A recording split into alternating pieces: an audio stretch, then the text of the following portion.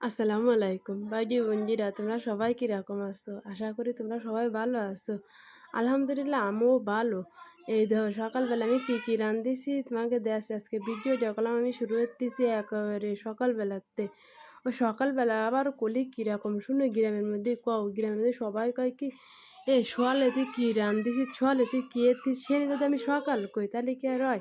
যাই হোক এই যে আমি সকালবেলায় রান্ধিছি পেঁপে বাজিলাম আর লগে তোমার ওই যে আগের দিন তেঁতুল ফোড়ার একটা ভিডিও দিলাম না, সেই কাঁচা তেঁতুল দিয়ে কচুর মুড়ি দিয়ে চিংড়ি মাছ দিয়ে টক রান্ধিছি। জানো আমাকে এদিক খাটা কয় এত মজা এই খাটাটা, তা তোমাকে আর কী করে বুঝবো।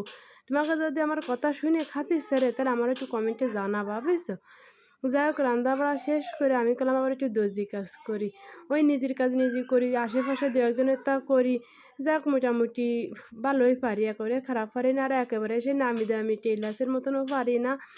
তা যা বানাই ভালোই পারি। এই যে আমার একটা যার মাই আছে ওই মাইটার জন্য একটা ফিলাজু বানাবে, তো আমারও কাছে কি ও বুগু তুমি বলে দর্জি কাজ জানো, তা আমার মায়ের একটা ফিলাজু বানাই দাও দিন। তাই আমি ফিলাজুটা বানাই দিলাম, বানাই টানায় এই যে আসলাম আমরা এনে বসে সবাই গল্প দিচ্ছি।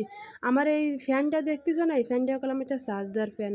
ওই যে কয়দিন এমন গরম পড়িল সে নিয়ে আমাকে আইপিএসও ছিল না, এসিও ছিল না বুঝছো। তা সোয়াল মেয়ে গরমে ঘাইমে জ্বর জারি মধ্যে সারা দিল না, তাই একটা চার্জার ফ্যান কিনিলাম।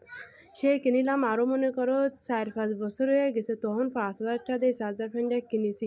যেই ঘরে আইপিএস লাগাইছি এখন তো কারেন্ট চলে গেলেও তোমার চলতেছে, ফ্যান চলে। তাইরে আর ওই চার্জার ফ্যান লাগছে, তাইরে চার্জার ফ্যানটা জানি কী সমস্যা হয়েছে। তাই এই কাকা বিকেলবেলা আইসে, কাকা আবার একটু করলাম কারেন্টের কাজকর্ম করে, ফ্যান ট্যান সারে।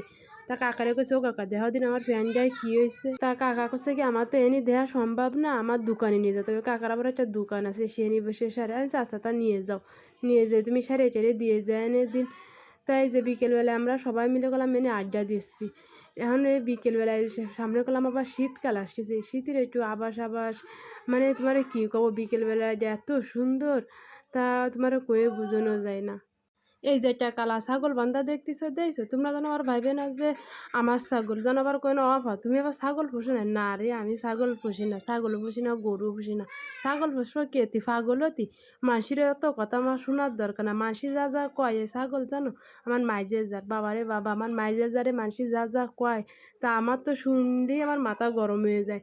আর ওই কথা যদি আমারও কত তাহলে তো আমি সহ্য করতে পারতাম না। যাই হোক এই ছাগলটা না জানো ভারী রাঞ্জালে, আমার কয়েক গাছ আছে যেন তোমাকে একসময় দেখাবানি। আমার গেটের সামনে কি সুন্দর করে ফুল গাছ হয়েছে, আমি লাগাইলাম।